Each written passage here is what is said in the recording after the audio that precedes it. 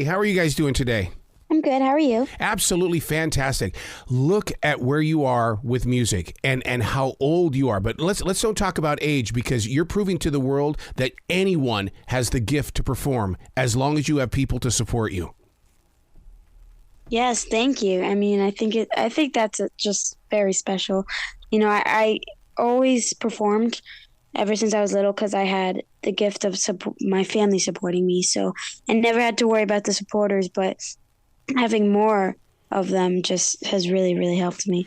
I gotta give you a compliment here. I'm a guy of radio for 44 years, and I'm also a voiceover actor. Your voice, don't just settle on music. You need to be doing commercials as well, because you've got a voice.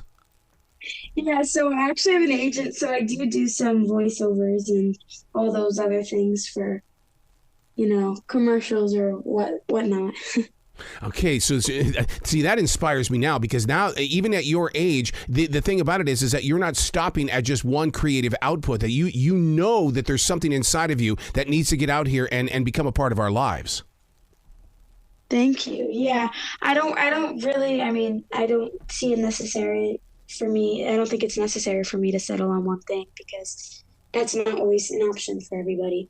And I say, if I have the opportunity to be able to do more, I'm going to do more, even if it takes a lot more work. Where do you find your voice on a daily basis? And the reason why I bring that up is because as a kid growing up in Montana, I would go inside the chicken house to sing inside of a garden hose, because when you sing in a garden hose, there's just enough echo that gives you reverb. Where do you go to play music by yourself so you can discover those sounds that are coming out?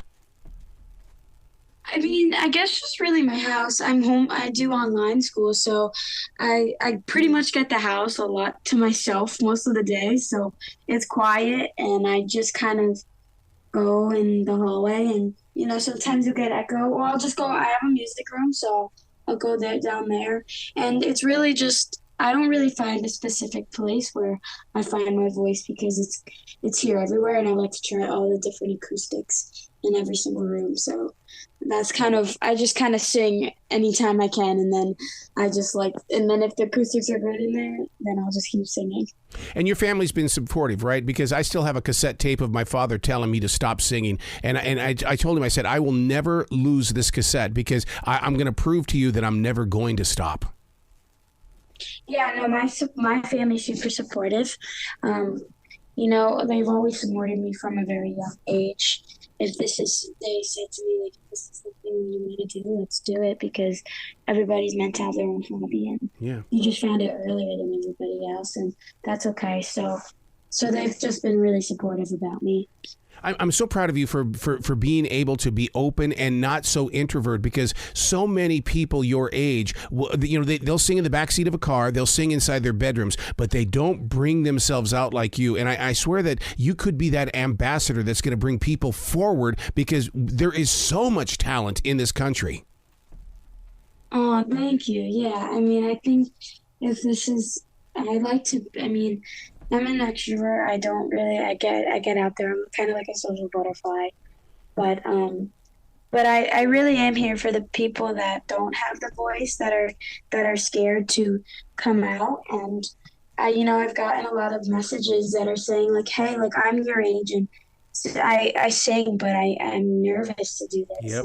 And to get people to say that to me, and then me responding back like, hey, like, to be that advocate for people and to be that person is very, very special and very, just unique. And I'm glad that I can be it. And I'm glad that people feel comfortable to reach out to me and ask, like, tips for what I would do if I'm nervous. And that's just really special. Wouldn't you say that part of the storytelling of being a great singer like yourself is the fact that you've got to be involved with your community in the way of go out, have a conversation with people, and hear how you share your stories? Because if you're just going to sing a song, you're just singing a song. You've got to share the story. Yeah, I think a lot of singing is actually sharing the story, because it's hard.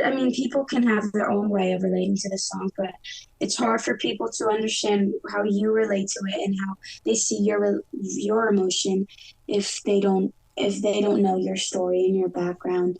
So it's hard. It's also difficult for them to pay attention to you. And so every time I sing and I go out and do a different song, I always make sure I let people know like the story that I'm trying to tell, because that's something that is that resonates through me, and that's something that I connect with. So as long as they know my story, and then once they know the story, they kind of listen in more. So what is the transition like for you to go from your normal self to that performer? Because a lot of people don't understand that creative people have got to become what it is that they are now sharing. And it really does take a lot of mental exercising, as well as trusting your everything that is you, that is the artist.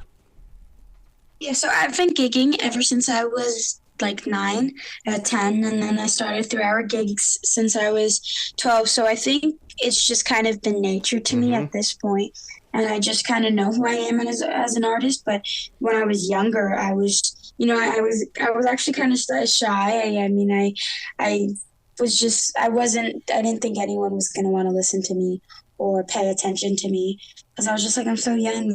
There's no way people would care.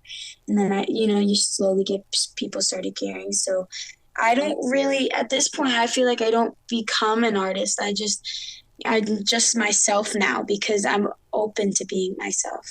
I definitely have some of that guard because I have the vocal training. So I definitely think about that a lot when I'm singing, and I'm thinking about what vowels I'm singing next. But overall, it's just me being myself.